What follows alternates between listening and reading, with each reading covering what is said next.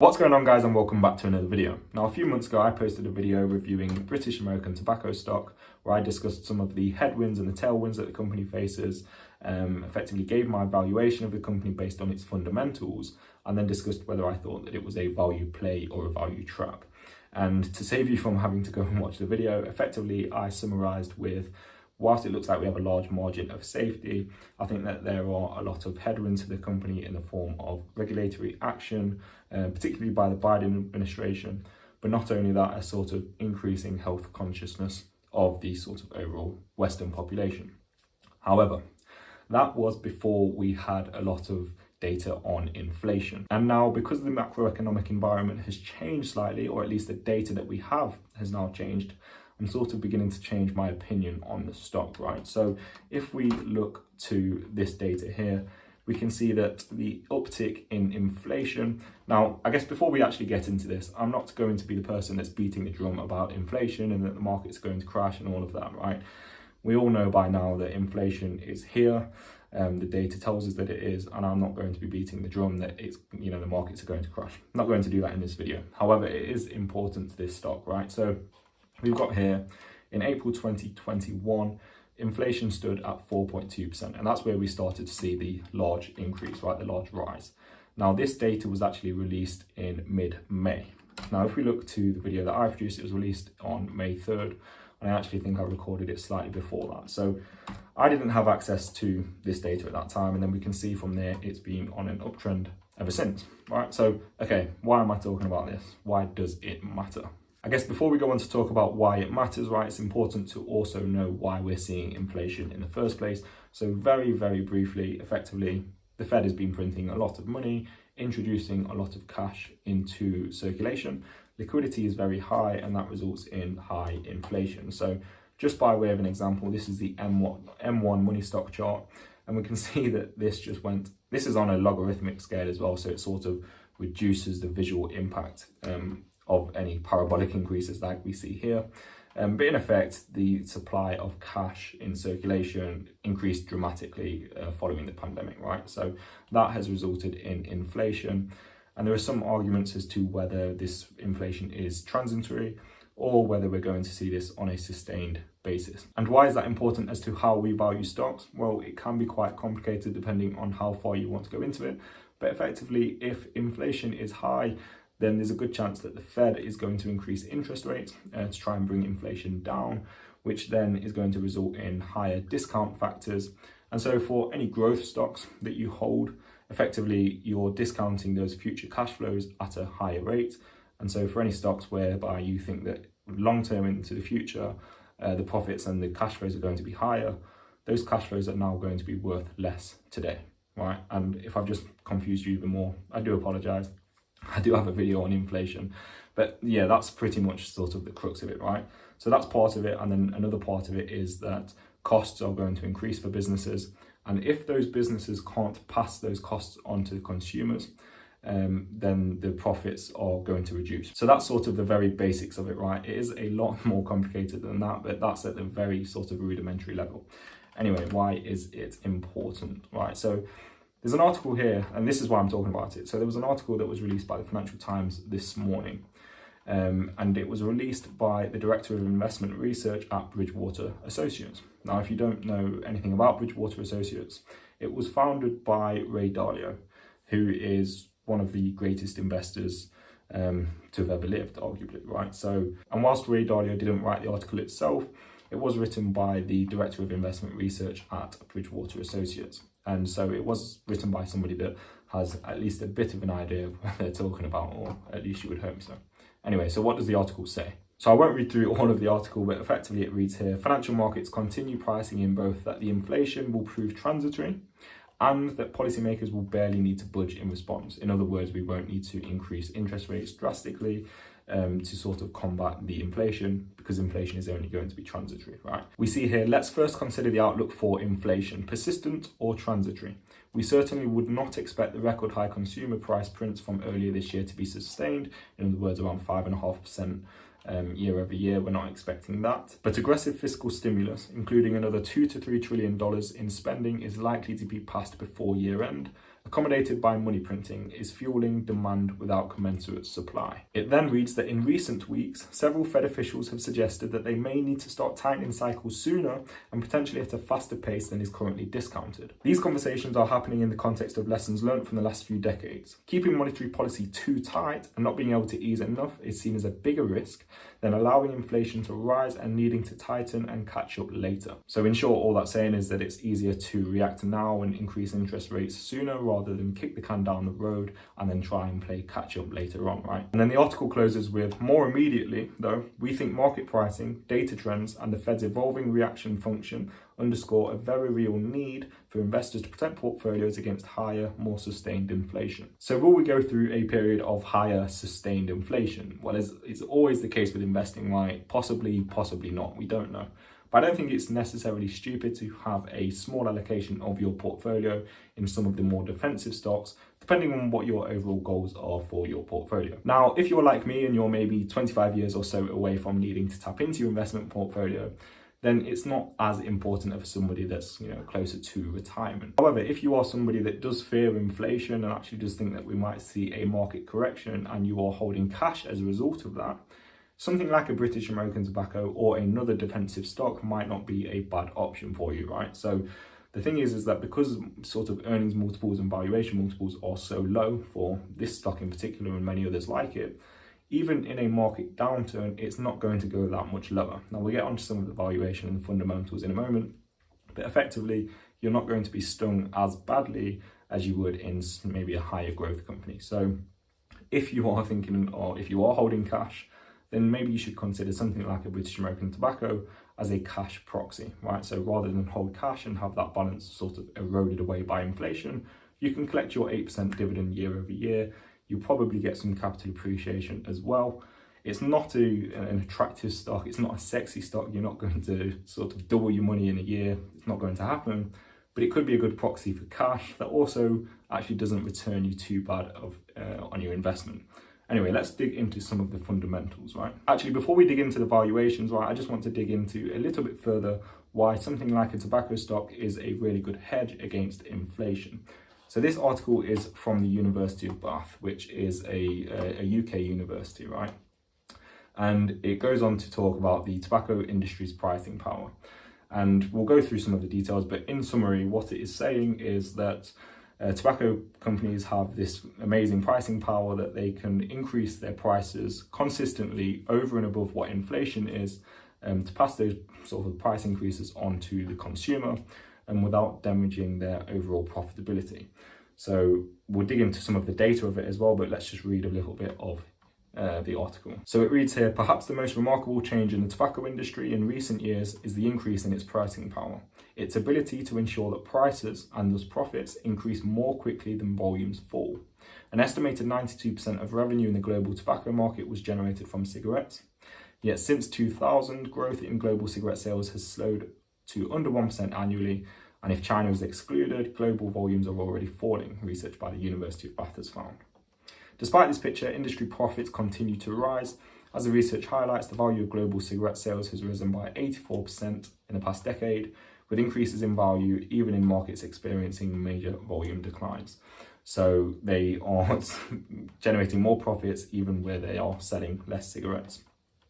Earlier work by the University of Bath explains this in full. The pricing power occurs in large part because tobacco is an addictive product with few substitutes and because there is very limited competition in the global tobacco market. So they have, all of the tobacco companies have a very wide moat because it's too difficult for other companies now to come in and set up as a tobacco company effectively. This enables the companies to increase prices almost at will, making the manufacture of tobacco products uncommonly profitable and ensuring that profits rise even when volumes fall.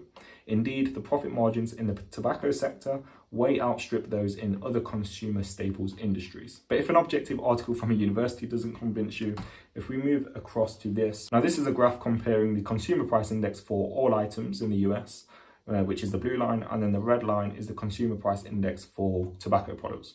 And you can see here that the price of tobacco products has increased at such a greater level than just all items in general.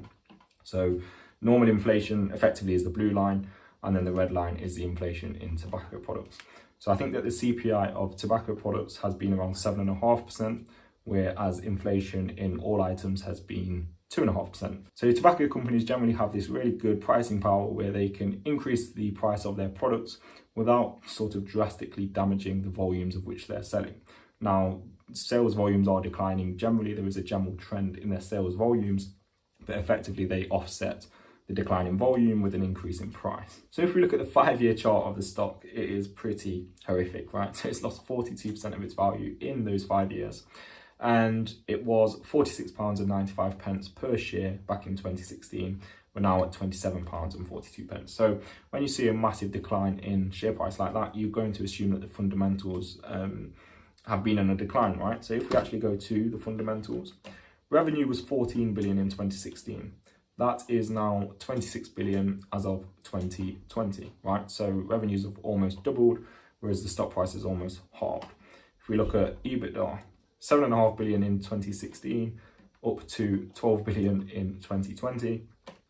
If we look to earnings before interest and tax, again, similarly, 7 billion up to 10.5 billion. Cash flow per share has increased from £2.47 in 2016 to £4.26 in 2020, right? So the stock price has gone one way and the fundamentals of the business has gone the other way. And that always creates opportunity for investors, right? So in the short term, the stock market is a voting machine, and in the long term, it is a weighing machine. So you always have to watch out for sort of disparities between fundamentals of a business and the price of a business. So then that brings us on to their most recent financial results, right? And this is their half-year results.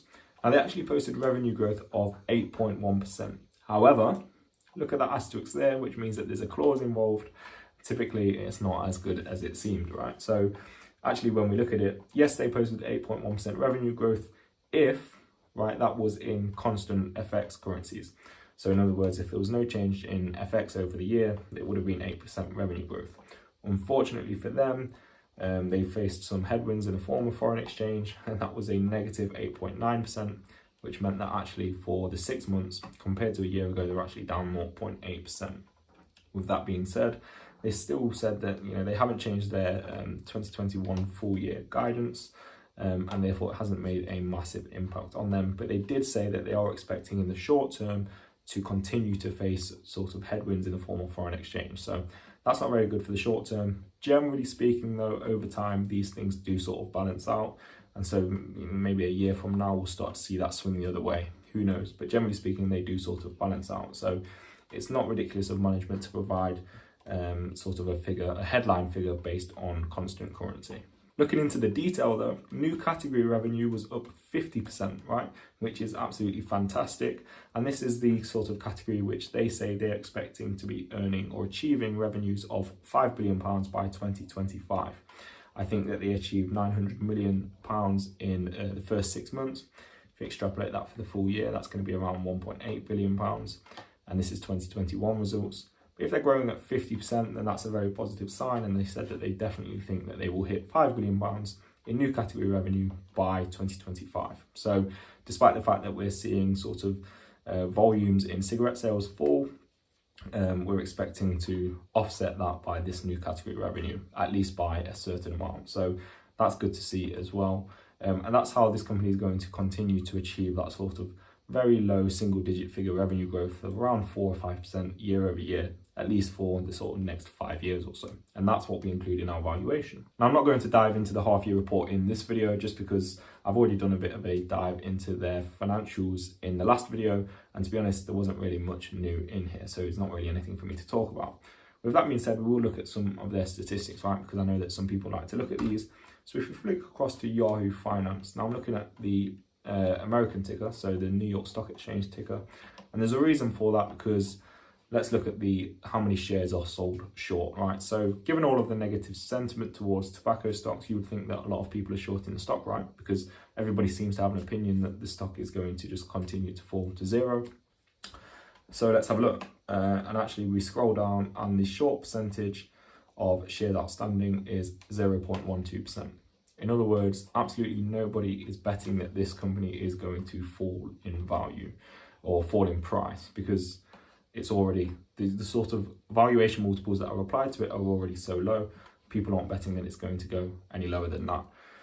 Also, I don't particularly pay too much attention to this, but I know a lot of people do like to. People like to see what analysts are saying about the stock. So if we flick across to the sort of consensus price targets, now this is sort of flicking back to the London Stock Exchange ticker, so I do apologise if you're getting a little bit confused along the way. But effectively, the current price is £27, and the consensus price target, so 1 year from now, is £35. So that's a 30% uplift, potential upside, for a stock that is also providing an 8% dividend, and also for a stock that just isn't particularly attractive, right? Nobody particularly cares about investing in tobacco. And it's a fair reason. There are reasons for that, which I'll touch on at the end. But anyway, I thought that was interesting. Right, now in terms of what I value the company at, I'm not going to run through all of the details there for this because I don't want this to be a repeat. But effectively, if we assume 4% revenue growth years 1 to 5, 1% revenue growth for years 6 to 10, and then actually a negative growth of revenue of 6% per year for every year following 2031. So a terminal growth of negative 6%. So for people that say the company is dying, you're not taking into consideration that over time people are going to stop smoking. No, we are taking into consideration that in our valuation, right? A company doesn't have to be constantly growing for you to make a good investment. And I think that's what a lot of people sort of miss. Anyway, negative 6% in terminal growth, right? We've got gross margins of 83%, which is largely sort of where we've been in the last 3 years. Operating expenses of 44%, which is an average of the last 5 years. Free cash flow as a percentage of revenue, largely in line with historical figures. Anyway, I won't run through all of it. We get an average, potentially, estimated intrinsic value of £43 per share. Now, if you are holding the sort of New York Stock Exchange ticker, BTI, then it's around $59 per share, right? So potentially 57% margin of safety. Again, like I mentioned before, that doesn't necessarily take, it doesn't really provide a fair representation of the risks which do exist with the company. I'm not a shareholder myself, but it is interesting nonetheless. Anyway, for people that like price targets, right, if we flick across here, we can actually see that if we're assuming an EBITDA margin of 47%, which is pretty much in line with historicals, so we can see here EBITDA margins. So in 2016, it was 40%, and it's been rising pretty much ever since, up to 51% for 2020. And then it's fallen, or the estimates are that it's fallen for 2021. But around 47% seems fair. So EBITDA margin of 47%. 2025 revenue is based on there being 4% revenue growth year over year, except for 2021, where we actually saw a revenue decline.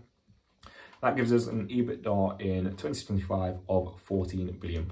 Now, if we apply an enterprise value to EBITDA multiple of 10, and if you're wondering where I've taken that from, I've looked at what the historical enterprise value to EBITDA multiple is for this company over the last 3 years. Now, I've gone back as far as 3 years because before that there was an acquisition, and so the multiples sort of mess up a little bit. So I've gone 3 years, and we can see that there's a high of 13 and a low of 8, and an average of basically 10. So I've said that if we trade at what it has historically traded at on average in 5 years' time, or just under 5 years' time, then we get an enterprise value in 2025 of £140 billion, that is. That's a price target of £43 in 5 years' time, or $59, right? So analysts think that this stock is going to hit £35 in 1 year. Mine is far more conservative than that, and I think it's probably hit £43 in around 4.5 years. That gives you a compounded annual growth rate of 7%. When you include the dividend yield of 8% on top of that, total annual return of 15%, which is not bad, right? It's pretty good actually. Historically, if you achieve 15% year over year, then you're outperforming the S&P 500. So you'd be doing pretty well. Nothing sexy, nothing fabulous, but it is not a bad return nonetheless. Am I invested in the stock? No. Would I consider it? Maybe, yeah. I'm not a massive fan of dividends, to be honest. So yeah, I'm not personally invested. However, for somebody that wants to hedge against inflation, doesn't want to hold cash, but also doesn't want to be fully invested in super high growth companies and super high growth stocks, then this might be the sort of answer, right? So maybe allocate maybe no more than 5% to something like a British American Tobacco or another defensive stock that you like. and pick up the dividend on the way. You might sort of get some slight capital appreciation, and you're sort of hedging against inflation. If we do see a market downturn, you shouldn't see as much of a drop in British American Tobacco as you would on some of the other higher growth stocks, at which point you can pivot, right? So you can take your money out of British American Tobacco and then put it into some of the higher growth companies. So that's how you sort of hedge against inflation with some of these more defensive companies. So that's my opinion on the stock. It's not a bad idea to use something like this as a cash proxy and then pivot into a higher growth stock if we do see a market downturn. But yeah, I don't think that you're going to see a massive downside in a company like this at these current valuations. So yeah, that's why I think it's a good cash proxy rather than holding cash, because everybody knows that holding cash is going to lose value over time. Anyway, that's enough for now, and I'll speak to you guys later.